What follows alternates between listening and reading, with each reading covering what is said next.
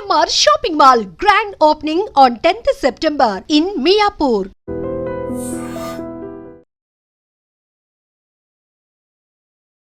So మన గతంలో ప్రతిసారి పెద్ద సినిమా చిన్న సినిమా అనుకున్నప్పుడు చిన్న సినిమాకి ప్రేక్షకులు రావట్లేదు, థియేటర్ల దాకా రావట్లేదు, బోల్డంతా ఖర్చు పెడుతున్నారు, అక్కడ కష్ట నష్టాలు వీటన్నిటి గురించి మాట్లాడుకున్నాం.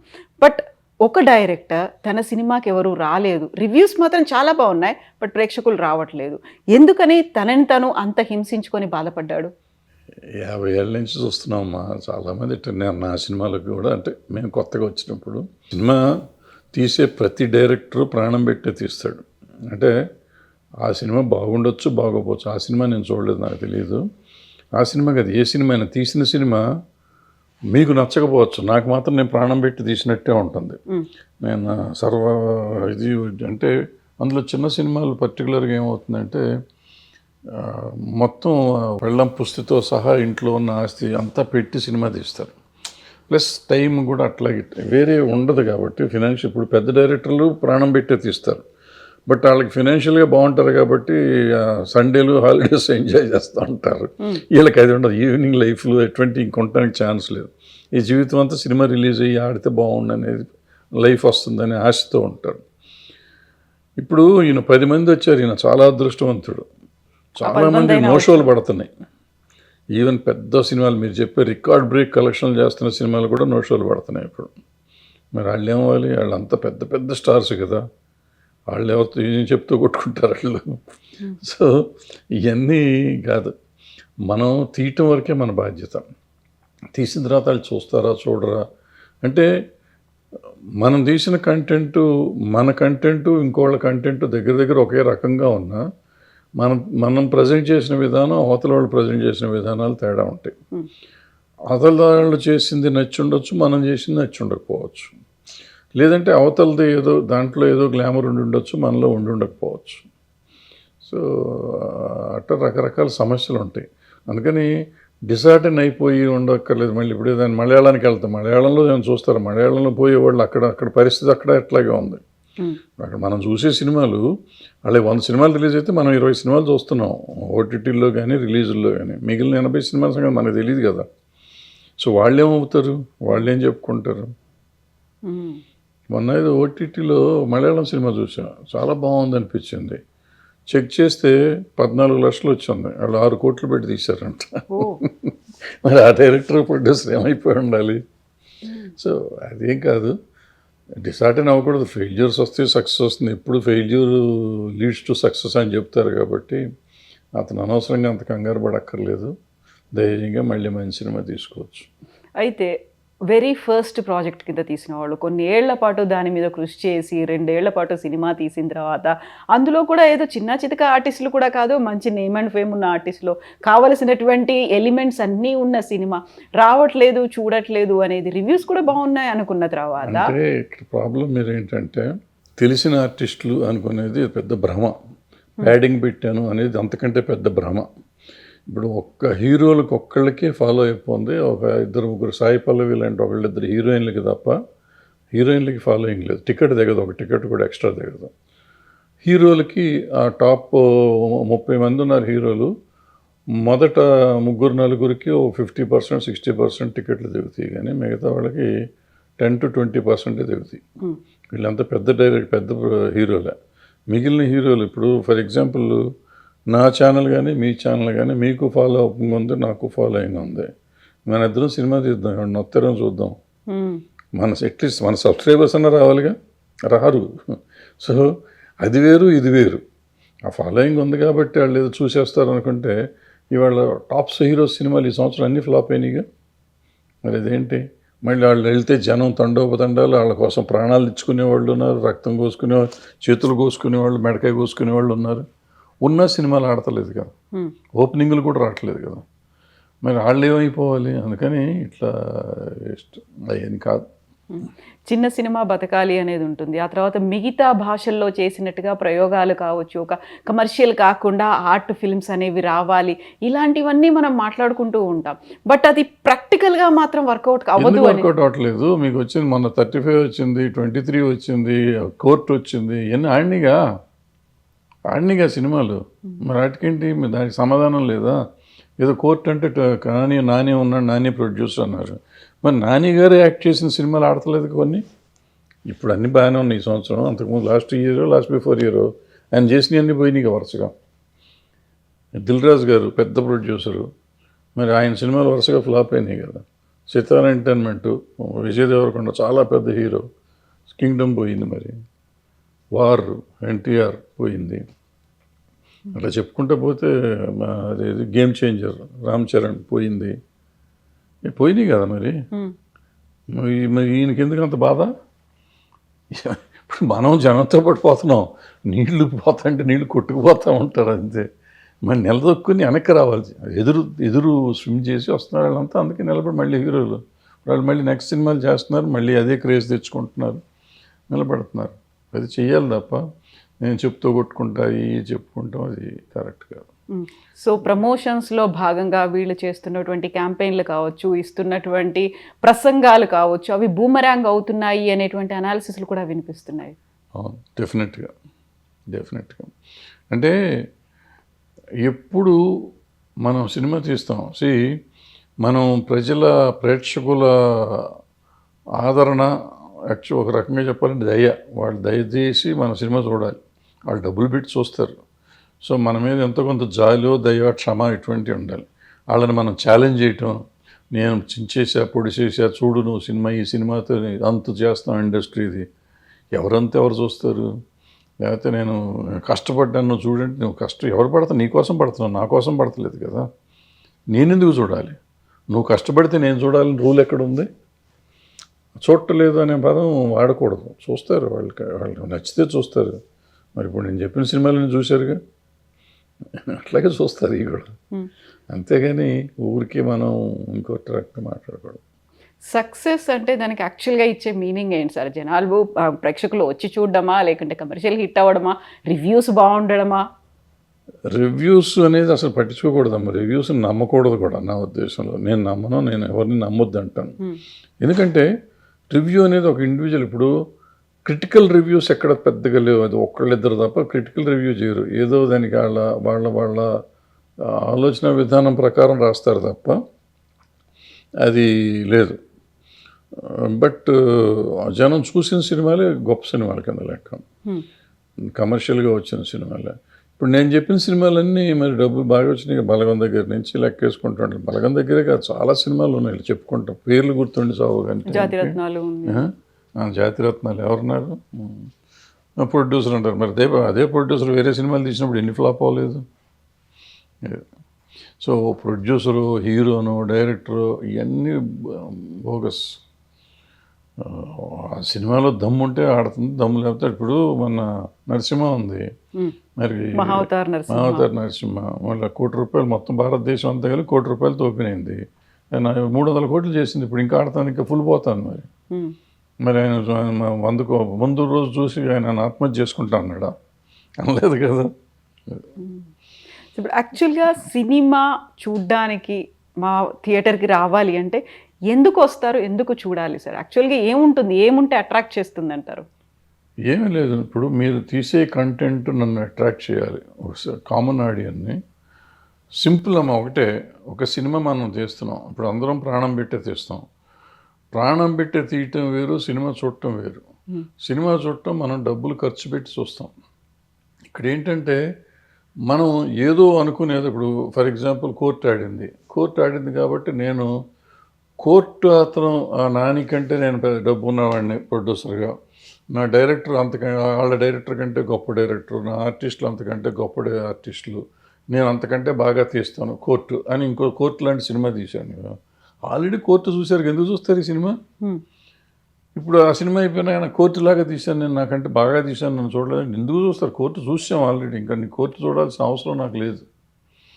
ఇప్పుడు ఇది జాలీ ఎల్ఎల్బి తీశాడు 1, సేమ్ థింగ్స్ జాలీ ఎల్ఎల్బి 2 కూడా తీశాడు వేరే హీరోని పెట్టుకుని. ఇప్పుడు హిట్ 1, హిట్ 2, హిట్ 3 చేశారు, 3 హీరోలను పెట్టి.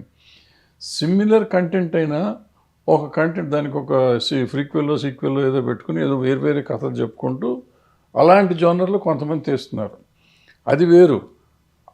దానిలాగా చేయటం ఇంకోటి వేరు. అదేంటంటే ఆ ప్రొడ్యూసర్, ఆ డైరెక్టర్ ఉండే ఇది దాని మీద ఆ కంటెంట్ అతను బాగా ప్రజెంట్ చేస్తాడు కాబట్టి మనం ఇంకోసారి వెళ్తాం.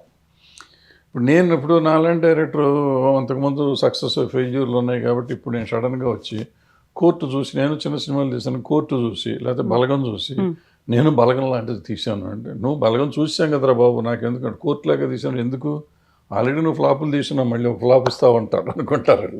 రారు. వీటన్నిటికంటే నేను ఒక కొత్త కంటెంట్, ఫ్రెష్ కంటెంట్ తీసుకొస్తున్నాను, ఎవరూ చూడండి. అంటే అట్లీస్ట్ ఇప్పుడు మన జనరేషన్, ఇప్పుడు నేనంటే నా జనరేషన్, మీరైతే మీ జనరేషన్, ఆ పిల్లడేదో ఆ పిల్లడి జనరేషను, మా జనరేషన్లో చూడని సినిమా నేను కథ ఒకటి తీసుకొస్తున్నాను, కొత్తగా ప్రజెంట్ చేస్తున్నాను.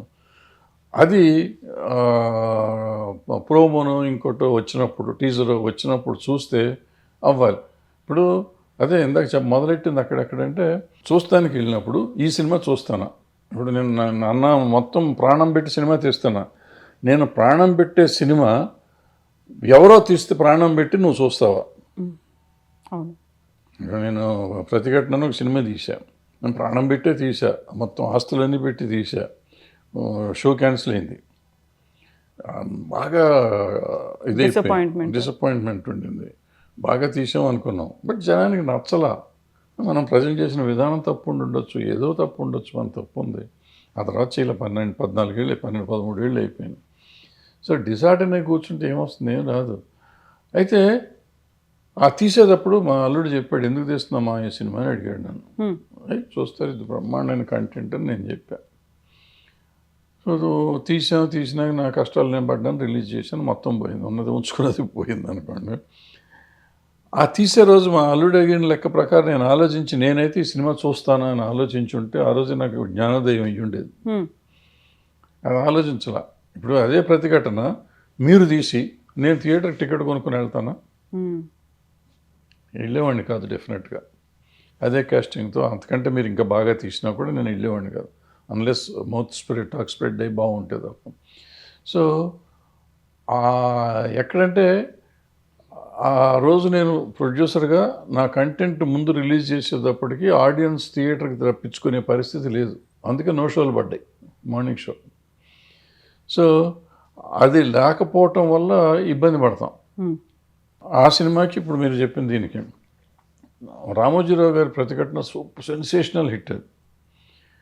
సో మళ్ళీ ఒక ప్రతిఘటన తీస్తున్నామంటే అంతకంటే గొప్ప కంటెంట్ లాగానే కనపడి ఉండాలి, ఎవరికి కనపడలా. మనం వచ్చిన ప్రమోషన్ కానీ అది కానీ, పాపం చార్మి ప్రమోషన్ విపరీతంగా చేసింది, అయినా కానీ వర్కౌట్ అవ్వాలి మనకి. ఇప్పుడు ఇతను తీశాడు బార్బరిక్కుడు, త్రిబాణధారి బార్బరిక్ ఏదో తీశాడు. సో అది ఆ పేరు అన్నా అట్రాక్ట్ చేయాలి జనాన్ని, లేదా అతను వచ్చిన ప్రోమోస్ అన్నా ఎక్స్పైర్ చేయాలి. అతను మనసు పెట్టి ప్రాణం పెట్టి ప్రమోషన్ చేశాడు అని అనుకుంటున్నాడు, అది రీచ్ అవ్వాలిగా ఆడియన్స్కి. ఇప్పుడు ఒక ఎక్స్ హీరో, నెంబర్ 1 హీరో చేశాడు, ఆయన ఏమీ చేయక్కర్లా, బొమ్మ కూడా రిలీజ్ చేయక్కర్లా, అతని కోసం అతని ఫ్యాన్స్ దాన్ని ప్రమోట్ చేసుకుంటుంటారు, లక్షల ఫ్యాన్స్ ఉంటారు. మనకి ఎవరు ఉండరు, మనకు 10 మంది కూడా ఉండరు మన నమ్మేవాళ్ళు. సో ఎవరు చెప్తారు ఎందుకు వైరల్ అవుతుంది మనది? ఇప్పుడు అతనిది ఏదో సాంగ్ వైరల్ అయింది అంటాడు, సాంగ్ వైరల్ అయింది, సాంగ్ బ్రహ్మాండంగా ఉంది, వైరల్ అయింది, కానీ ఇది ఎందుకు వైరల్ అవుతుంది? ఈ సినిమా ఇందాక మనం చెప్పినట్టు మనకి సబ్స్క్రైబర్స్ ఉన్నారు, సినిమా తీస్తే వాళ్ళు వస్తారా? గతంలో సాంగ్ నిధి వైరల్ అయింది, ఈ సినిమాకి ఎందుకు రావాలి? నువ్వు అలాంటి సాంగ్ లవ్ స్టోరీ తీసుంటే ఏమో వచ్చేవారేమో, ఎందుకంటే నువ్వు దాంట్లో ప్రూవ్ చేసుకున్నావు. ఆ సాంగ్లో నువ్వు బ్రహ్మాండంగా తీయగలవు, మ్యూజికల్ సెన్స్ ఉంది, ప్రజెంటేషన్ సెన్స్ ఉంది అనే జనానికి తెలుసు. సో దాన్ని క్యాష్ చేసుకుని నువ్వు ఇంకో సినిమా అట్లాంటి లవ్ స్టోరీ లాంటిది ఏదైనా తీసుంటే ఏమో మొదలుగొట్టేసేదేమో, చించేసేదేమో, మనకు తెలీదు.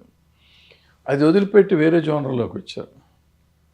వేరే జోనర్లోకి వచ్చేటప్పటికి ఆ జోనరు జనానికి ఎక్కే పరిస్థితి ఉందో లేదో, ముందు అసలు రిలీజ్ అయింది చాలామందికి తెలియదు. మా పుట్టోళ్ళ ఊరికి సినిమాల గురించి మాట్లాడే వాళ్ళకన్నా తెలియాలి కదా, వాళ్ళకి కూడా తెలియని పరిస్థితి ఉంది.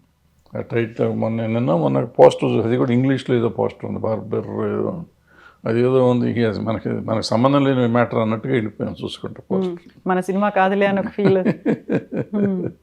సో ఎప్పుడు ఆడియన్ని అట్రాక్ట్ చేయడం అనేది ఇంపార్టెంట్. ఈ సినిమా కాదు, ఇది ఇతని సినిమాని కాదు, ఇతను పాపం అతను సిన్సియర్గా చేసాడు, అతని కష్టం అతనిది. కానీ ఎవరం చేసినా కూడా రోజు పోస్టర్లో 100 వారానికి 6-7 అంటిస్తారమ్మా.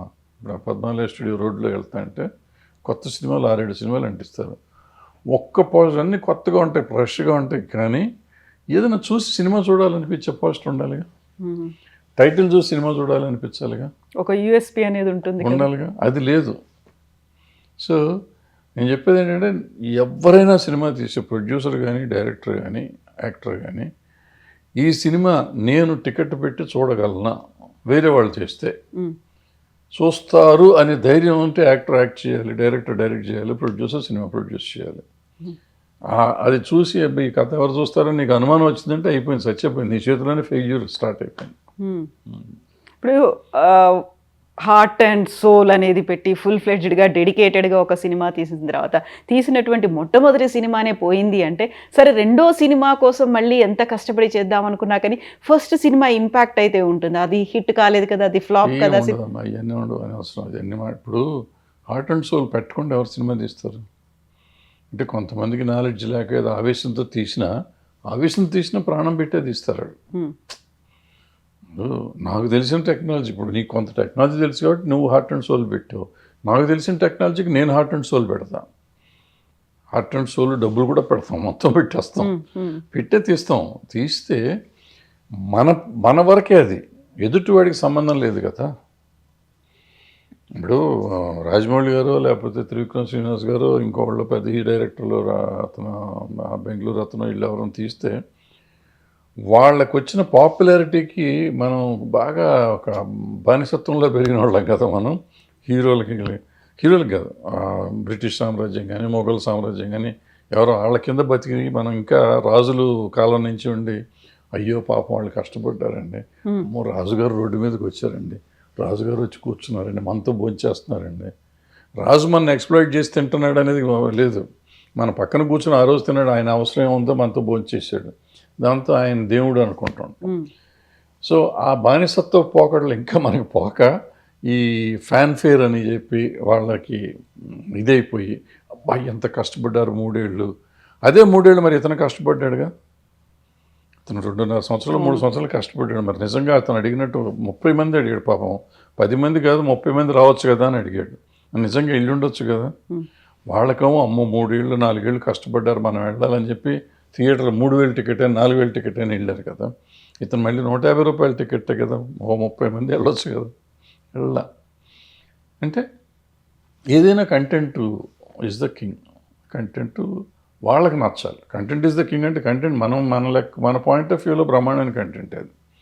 బట్ ఎదుటివాడి పాయింట్ ఆఫ్ వ్యూలో ఎదుటివాడిని అట్రాక్ట్ చేసిందా లేదా, వాడి ఇది ఎక్స్పెక్టేషన్ కూడా కాదు, వాడి దీన్ని క్యాచ్ చేసామా లేదా, వాడి అటెన్షన్ క్యాచ్ చేసామా లేదా, అవతల వాడి అటెన్షన్ క్యాచ్ చేసే ప్రోమో మీరు పెట్టగలిగితే ఉంటుంది. ఇప్పుడు ఈ సోకాల్డ్ ఫ్లాప్ సినిమాలు అన్నీ ఉన్నాయి కదా పెద్ద హీరోలు, వాళ్ళకి బ్రహ్మాండం ప్రోమో అంటారు. బ్రహ్మాండం అయితే ఓపెనింగ్లు రాకుండా ఉండవు. ఏమవుతుంది, వీళ్ళంతా కమర్షియల్ సినిమాలు 3 రోజుల కోసం సినిమాలు తీస్తున్నారు. ఆ 3 రోజుల కోసం ఆ యాక్షన్ సీన్లు, కొట్టుకోటాలు, రక్తపాతం, మంచి పంచ్ డైలాగులు వేసుకుని చేస్తున్నారు కాబట్టి ఓపెనింగ్ వస్తుంది అనుకుని చేస్తున్నారు. అది 3 రోజులకి వాళ్ళు ఎయిమింగ్ 3 days. వీళ్ళు ఎయిమింగ్ 3 days కాదు, వీళ్ళు 1 yearకి గేమ్ చేయాలి. ఇప్పుడు కోర్టులాగా 4-5 వారాలన్నా ఆడాలి, లేకపోతే ఇప్పుడు నరసింహలాగా ఆడాలి, ఆ సినిమా ఆడాలి. అట్లా ఆలోచించుకొని తీయాలి సినిమా. మనకు వాళ్ళకి వచ్చింది కదా, 400 కోట్లు వస్తే మనకు 2 కోట్లు వస్తే చాలు, మనం ఖర్చు పెట్టింది వస్తే చాలు అనుకోకూడదు. మనం బాహుబలిని కొట్టాలి, మనం RRRని కొట్టాలి, మనం పుష్పాన్ని కొట్టాలి. ఆ రేంజ్కి ఆలోచించి తీయాలి సినిమా.